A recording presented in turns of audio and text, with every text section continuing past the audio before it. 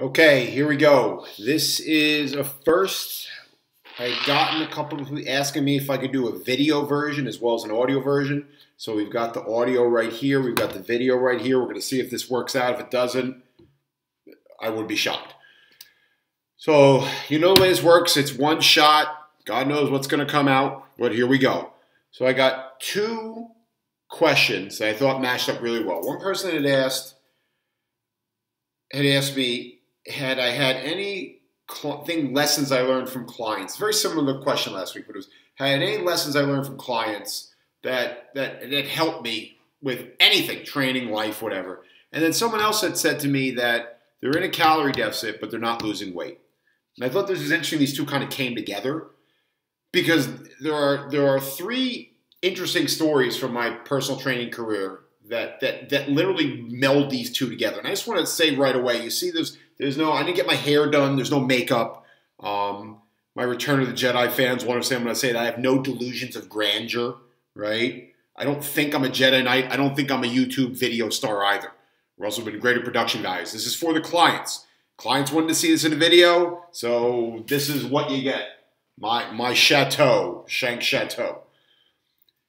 So now that disclaimer is put out there, let's get to the main part of the story. So three client stories that kind of bring those two together. And the first one was, I trained a guy.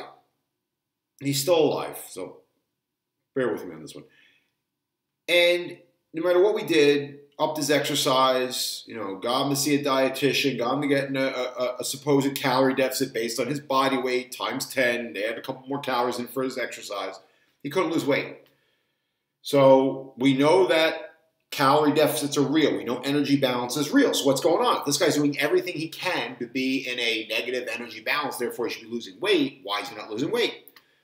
So we took the advice of Nathan Johnson's family. If you don't know who Nathan Johnson is, he is the protagonist. He's really the hero. I should say protagonist. He's the hero of the movie The Jerk, starring Steve Martin.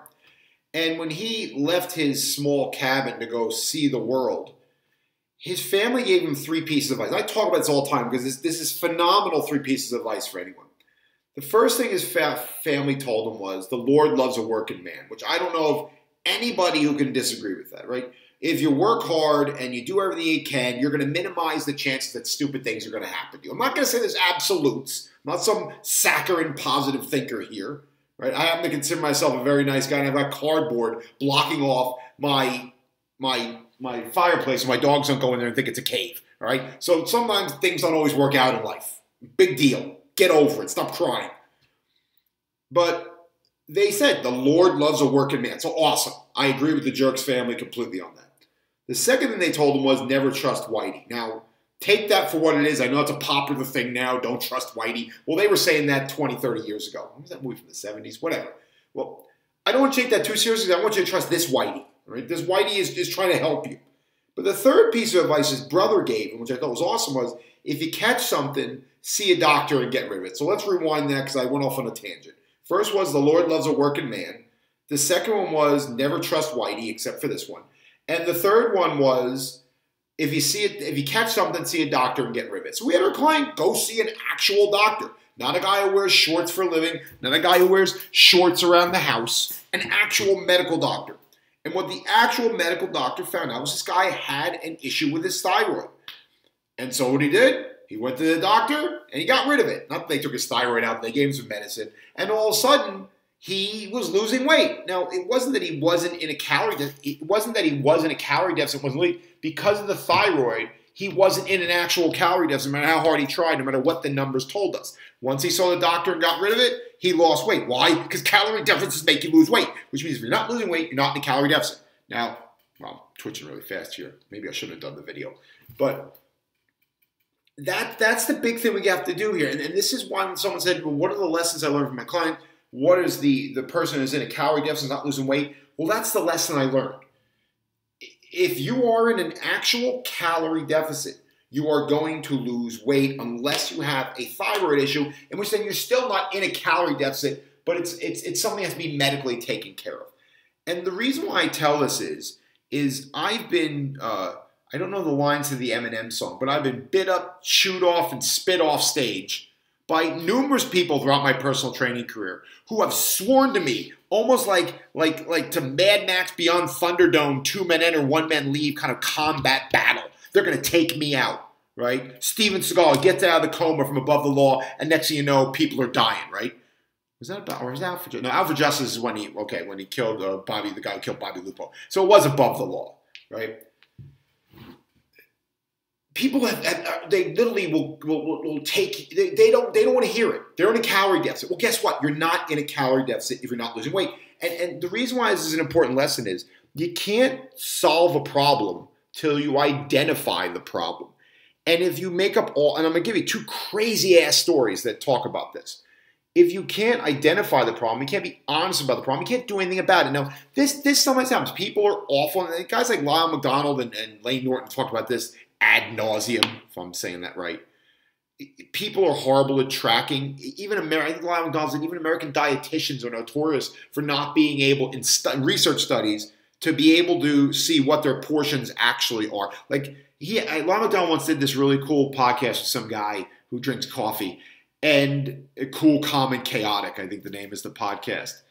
He's got way better production value than me. He's got like this really cool kind of jacket on. He's drinking a coffee and he's smiling. I don't tell you what, when I have my caffeine in the morning, I'm not smiling. I look like a pirate, all right? But anyway, and they talked about this, how like people are just awful. And the name of the podcast was Serving Sizes of Peanut Butter Are Depressing. If you actually knew what the serving sizes were, it would depress the hell out of you. If you actually saw what a serving size of cereal is, it is really, really, really miserable.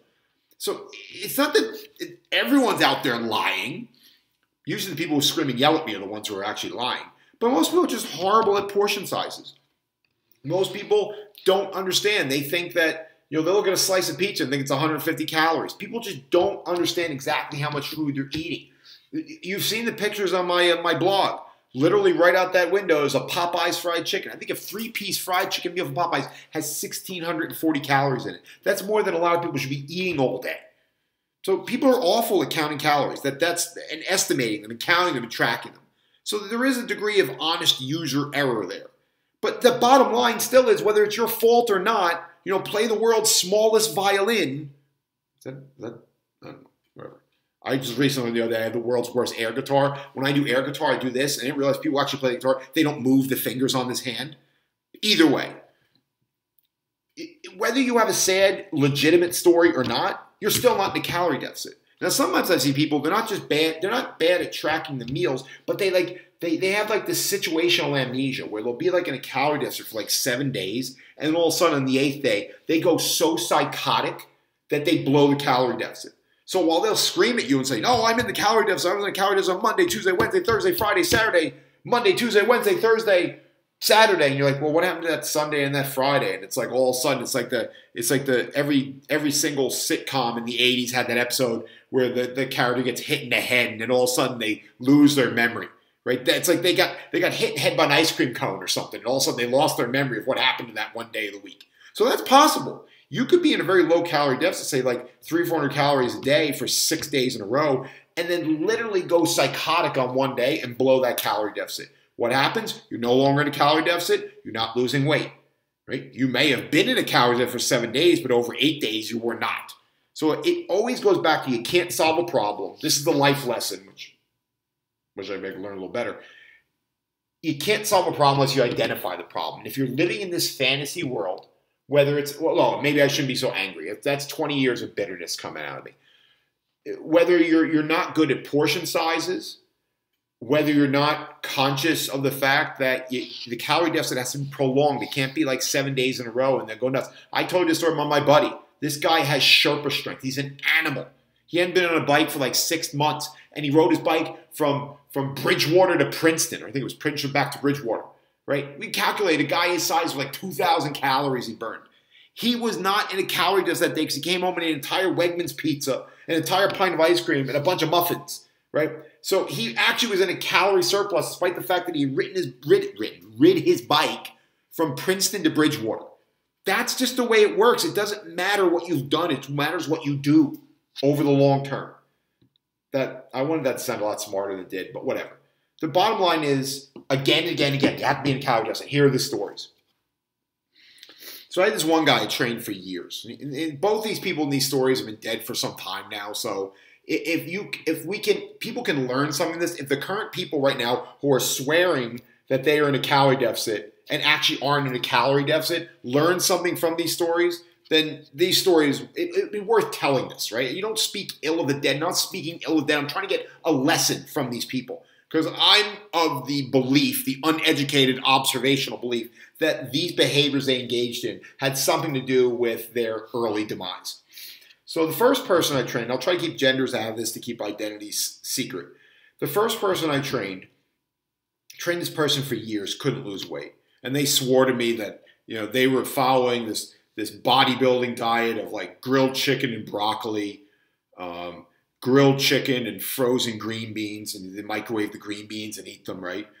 And that was all they ate. They ate oatmeal. They loved their oatmeal and all this stuff. But never lost weight, no matter how it went. And so I said, well, let's get you to the doctor. Let's get the actual medical doctor, not some dope on YouTube to like find out what's going on with you. And the doctor said, no, we've done several thyroid exams. Here's the deal. What the doctor explained to me is when they do your thyroid check, they're just looking at your thyroid in that one given moment. They need to do a series of different tests. And I think he even said they did the thyroid test again to make sure that they were getting the total picture. Which makes sense to me. Look, if you turn Star Wars on right when they blow up Alderaan, you think this is like the most horrible movie ever. You got to watch the whole picture from minute 1 to minute whenever it goes.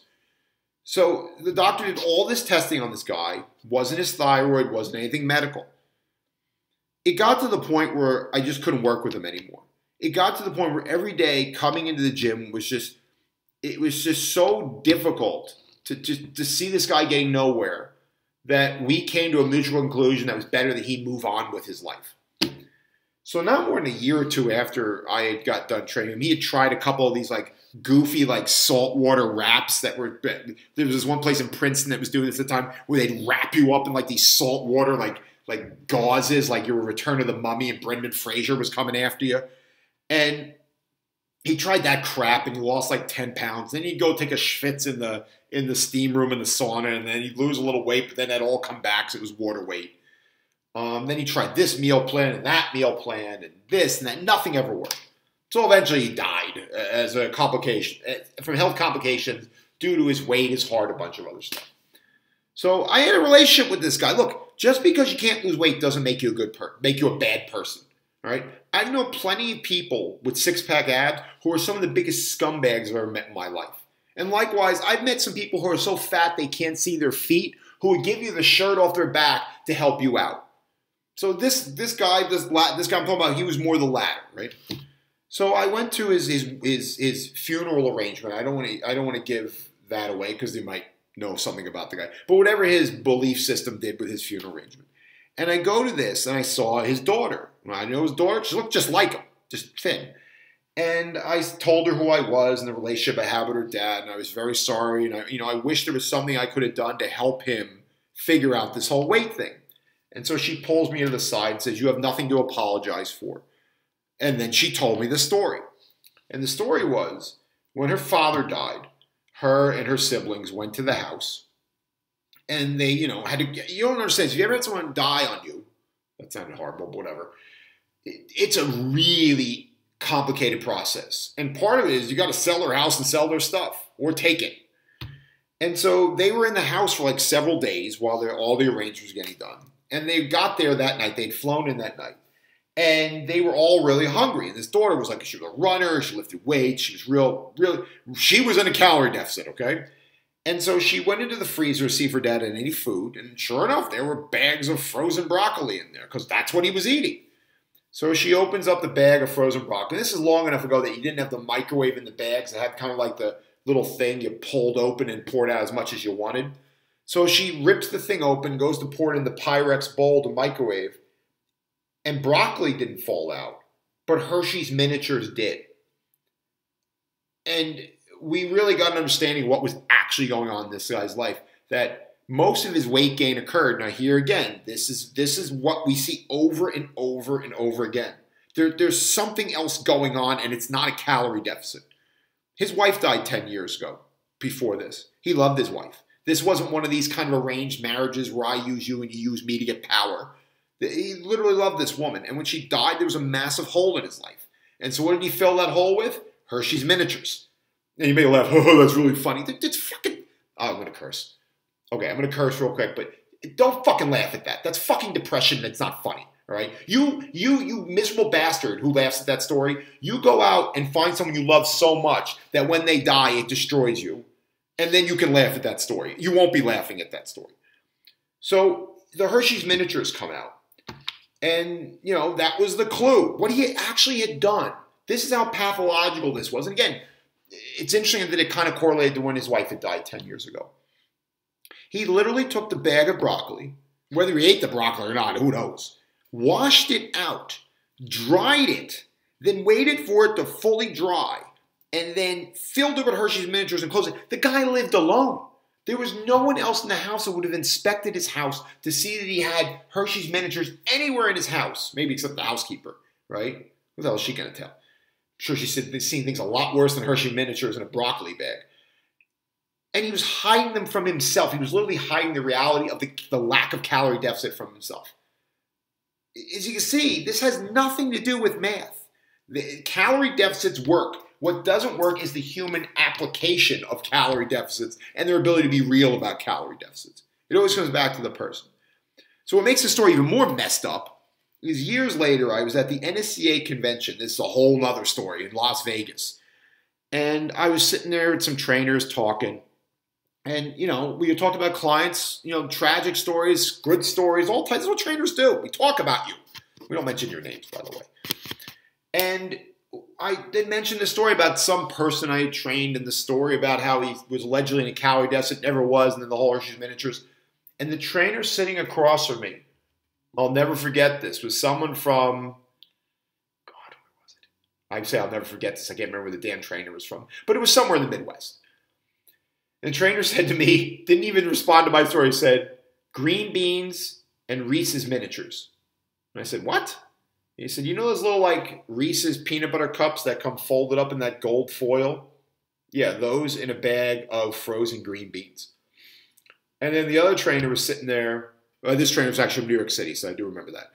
And the other trainer didn't laugh ha-ha funny, laughed like how we laugh 70% of the time, which has nothing to do with humor. And the other trainer said, yeah, Mike and Ike's in chock full of nuts coffee. So what this client had done was they love Mike and Ike's. Why, I have no idea, but they do. They had taken a can of chock full of nuts coffee, washed it out, and then lined it, and then put Mike and Ike's in it to hide them, to eat them. And then years later, I was telling the story to a minister I was training. And the minister told me an interesting thing about another subculture. So now we have the first subculture, which are the closet eaters that are allegedly in a calorie deficit. This subculture was alcoholics. And in Lawrenceville, New Jersey, on Route 1, there used to be a Denny's. This is the most bizarre real estate story you'll ever hear. It was a Denny's, then it became a Jewish delicatessen, and then it became a Porsche dealership. Now, that is the oddest combinations. You go from people with no self-regard eating in, oh, I shouldn't say that because I eat in Denny's, but I don't know self-regard, so there you go. Eating in Denny's to buying a Porsche. I mean, it just seems like a bizarre, I take myself too seriously and I don't give a shit what people think about me. Give me my moons over my hammy. Like, it was just a bizarre thing. So anyway, at that Denny's on Route 1, this is a long time ago, kids, there was a phone book. Right? And the phone book had like that metal casing with the wire in it so someone couldn't steal the phone book. This is, by the way, this is like before the internet was a real big deal. And in the phone book was, when you opened up all the phone book to all the churches in the area, all the alcoholics had, well, not all the alcoholics, some alcoholics had listed all the churches in a color-coded bar system that actually had like a key on the bottom so you could tell what the different colors meant. And it said which churches would give you money, which churches would give you food, which churches would give you money or food, but you had to work for it, and which churches told you to get the hell get out of there. Like literally, the subculture of alcoholics who ate at Denny's had this hyperlink system in a phone book. Half people don't even know what the hell a phone book is. In a phone book So they knew where to go and how to communicate, where they could go get money and food and where not to go. So one of the things you'll see in these kind of bizarre subcultures, of which I'm in a calorie deficit, but I'm not, but not because I'm miscalculating, but because I'm literally lying to myself and everyone around me. They're not the only bizarre subculture. When I heard those other trainers say these other people were literally hiding candy in frozen vegetables or coffee cans. And then years later, there was an article I read, maybe 2-3 years ago, a trainer said the same thing. The person was hiding Hershey's miniatures in, I don't know if it was broccoli, but it was definitely a frozen vegetable bag. This is not like a unique thing. This is like everyone steals from Shakespeare, right? These bizarre, like, I'll give you an example. In the meathead community, because the meathead community is very broad. There's a lot of branches to the meathead community. When you go to like the bodybuilding community, you will never meet a bodybuilder who can walk past a mirror without checking themselves out. In fact, I remember at the gym I used to work at, there was this guy, he was jacked. I mean, he looked phenomenal. But he had the sweatiest upper lip in history. And every set, he'd always be like, and he'd like hit an ab pose, right? Like sweat. And this guy's lip, he must have like had some kind of like weird like sinus condition. He didn't. And he'd be constantly wiping his lip and he'd be like, and then he'd be like, and then he'd go do his set. These weird little cultures, right? They all have their little thing. So that was one of them. That was the guy who was in. And the thing that blows me. I wish. The thing that blows me away about that story is he lived alone, right? So you really understand the psychology, not the physiology, right? This is the problem with this whole calorie deficits don't work. I shouldn't say you people. People are constantly looking for some answer other than the answer they don't want to face, which is you're not in a calorie deficit. And trust me, there's a lot of sleazebags in my field who will sell you all types of pills, potions, stories, and ideas. And they're not be in my field. They could be actually medical doctors. I don't know. They got delusions of grandeur themselves. Like medical school isn't enough. Now they've got to be Jack LaLanne. There's plenty of people in the fitness industry that will sell you on this. Maybe that's why I do use cardboard to block up the fireplace. Because I'm not going to sell that crap. In fact, what I do is I accept the reality of go see your doctor, check out your thyroid or any other medical conditions that might be causing you to not be in a calorie deficit despite the fact you're eating very little food. Once you're cleared on that, I don't give a crap what somebody tells you. You're not in a calorie deficit. Either maybe today you are, but not over 10 days, not over 28 days, not over 6 months. Once you accept that, we have something. So that's the first story and how the lesson ties into that. The second story, and I'll end after this because it's going on for a while. Is this running? Yeah, good, it's working. The second story is, let me pause this real quick so that way I don't have to have a giant audio file. Okay, that's done. And then let's open this is real, people. You're getting to see everything. Okay, I'll start a new file. Okay, here we go. The second story was about this person who swore they were in a calorie deficit, fired the trainer before me. Actually, fired the trainer, 2 trainers before me, and then had the other trainer not come to a mutual agreement, but literally walk out in frustration that no matter what this trainer did with this person, they couldn't get him to lose weight. And they swore they were in a calorie deficit. And what always, and I buried a lot of, and trainers, we bury a lot of emotional. Look, we got into this field for a reason. It's called personal training, not aloof training, right? So we take this job emotionally. See me, I'm all twitchy about calorie deficits. So this person swore to me for years that they were in a calorie deficit. And like I hadn't learned my lesson on that one. And I remember that they always claimed that for breakfast they had a Boca burger and vegetables. This got to be so bad that years later, after I stopped training this person, a buddy of mine, my personal physician, Dr. Jerry Novak, and I, we went out drinking once. And we, we're having a good time. And I literally started just going nuts about this. And I hadn't seen this person in years. And he was like, dude, you're out of control. And I was like, I can't take it. Like it's these things get to us, right? We're not automatons. Trainers are human beings. And so we take this stuff kind of personally, which we shouldn't. Because one of my clients who works with a wide variety of people, including people who have issues with suicide, has always told me issues with suicide. it's suicide. Told me that you can never work harder than your clients. And that's why I think when I gotten bombed up with my personal physician, Dr. Jerry Novak, that I had that incident in front of him. Look, it was just the two of us. I wasn't on the internet mocking this person. I was venting, all right, to him in a garbage can. But that's a whole other story. But this person always swore all they had for breakfast was Boca Burger and vegetables. And boy, they loved those vegetables. And then there was always this other thing. Oh, I have a salad, and I put some grilled chicken on it for dinner, and then for lunch, and then for dinner I have this light, sensible dinner. What the hell that means? And whenever somebody wants to advance their agenda, they always use the word sensible. They never explain what the hell sensible means. Life is not sensible. So years go by, and this whole debacle unfolds again. You think I'd learned my lesson? And I go to visit this friend of mine who happened to have parents own an ice cream shop. Now, they owned an ice cream shoppy with that little E on the end that pisses me off. They owned an ice cream shoppy. And I was in the back talking to them, and we were, shooting the shit, whatever. And guess who walks in? Boca Burger and Vegetables. So Boca and Burger and Vegetables walks in. Now I'm in the back, so Boca Burger and Vegetables has no idea that I'm there.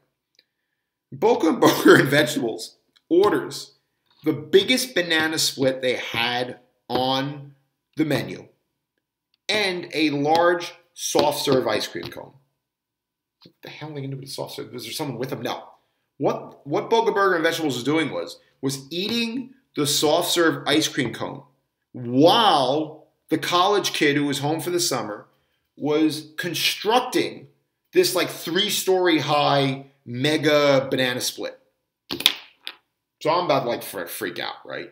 Because I'm a little unstable to begin with, and then I'm a little reactive to begin with, and I'm a little neurotic to begin with, and then I see this, and I start taking it personally because I hadn't been told that lesson that you can never work harder than your clients. And my buddy goes, dude, you can't say something to this person. I said, why not? He goes, that person paid for my college education. Like I said, what do you mean? It's ice cream. My buddy says, dude, you don't understand. That person, Boca Burger and Vegetables, has been coming in here. Not, actually, I shouldn't call him that because that's my, see, this, I can't let stuff go. I'd be the worst referee in NFL history. I'd be calling penalties on plays from the game before, right? I stole that from an internet meme, by the way. But anyway, he said, that person has been coming in here for 4 days a week during the winter and every day during the summer for years, ordering the same thing. The big sundae and that soft ice cream cone to hold them over while the sundae's being made. They said next level. Sometimes this person comes back in again at night with their grandchildren to make an excuse to come back in to have another ice cream sundae.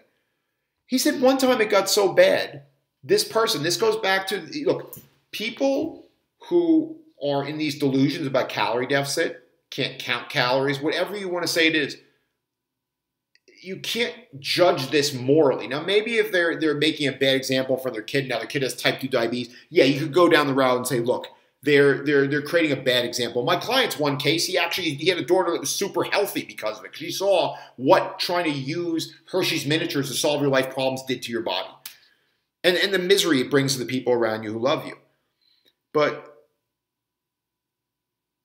one time this person brought a homeless guy, the local, like we called them bad people when I grew up. Now all of a sudden everyone's homeless. No one has like a drug problem or an alcohol problem, which is the same thing. I don't know why people say that. No one has a drug problem. No one has a mental illness issue. Everyone just doesn't have a home, right? Which you understand the case. It's a lot more complicated than that. But again, here I'm talking out of my ass about topics I don't know. So anyway, they bring the bad guy, the homeless guy in. And she starts buying the guy ice cream every night. Which is wonderful. I mean, I don't buy homeless people ice cream. But they got in a big brawl one night because the homeless guy wanted to bring in his shopping cart. It was filled with like all this crap and he was getting all over the ice cream shoppy. And it wasn't an ice cream shop, it was a shoppy. So the extra E meant it had to be extra fancy. You know what I mean?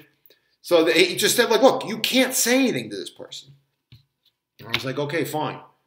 But again, it goes back to the fact that this person swore to me multiple times over multiple years, just like the other person did.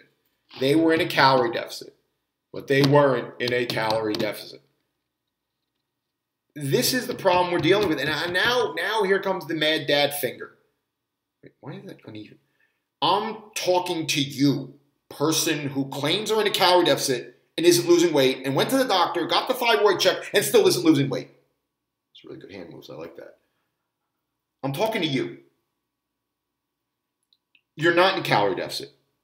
You're just not. So you can yell at the screen, because I'm done getting yelled at on the gym floor. I one time had a person scream at me in the gym floor. Now, I know there's a lot of reasons to scream at me, but this was not one of them. I had a person once tell me a story about their day. This person's like, I'm all organic. Great, yeah, your pants still don't fit whether you're organic or not. The organic calories aren't any different than non-organic calories. I know some chemists are like, oh, so I can know what you're talking about. I'm talking about like organic farming, you nerd. And they swore to me, like, oh, I'm in a calorie deficit, I don't eat organic, blah, blah, blah. And then one day they're telling me the story about their life. It's what happens during training, right? Good personal training is not like beating the crap out of people every 5 seconds. So between sets, they're telling me a story about how they're at their kid's bake sale, and the cupcakes this year were amazing, and the cookie and cream tasted really good. And then they had this chocolate chip one that tasted really good. And then later that day, they went out to, oh, you got to try this new pizza place. Their pepperoni and sausage is naturally cured. That's the other thing. It's like naturally cured pepperoni and sausage. So you have a naturally cured ass that doesn't fit in the naturally cured pants. It doesn't matter. It's all about calories. So they told me about these naturally cured sausage and pepperoni at this new pizza place and how good it was. And then like the story finished with, and then we went to this great Chinese place and they have the best dumplings, steamed dumplings and all. And I'm sitting here calculating in my head. I know what this person's calorie deficit numbers should be based on their activity level. This person had literally eaten like 2.5 times what their calorie total should have been for that day. And I said to this person, I said, look, I just, not to be rude, but you told me this wonderful story and that's great, but did you notice with the cupcakes and the sausage of the pizza and the dumplings? Like, do you see maybe how maybe you're not in the calorie deficit? Dude, you would have thought I brought up the topics of abortion in Texas, the Afghan war, K-pop. I don't know. Throw anything in there you want. I mean, Joe Biden, Donald Trump. I mean, it was like nuts. It was like I was the atom bomb trigger to her hydrogen bomb. She just exploded on me in a way that someone who's never been punched in the face could explode on you. I just gave a gender out. Whatever. You don't know this person is. That's how crazy people get buying into their own story, present company included. But since we're not talking about me living in a house with a bunch of other people's furniture, all right, we can get to my life story later. This has nothing. We're talking about calorie deficits here.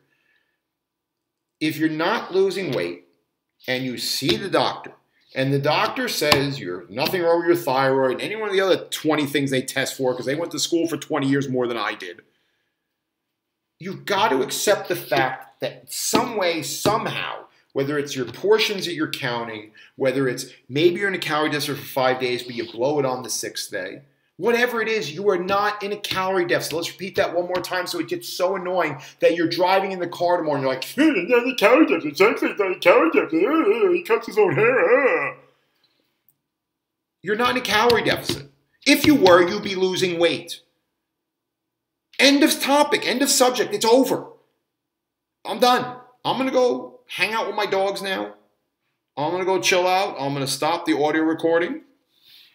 And that's it. That's my story. You got to be honest with yourself. If something's not working out, reverse engineer it.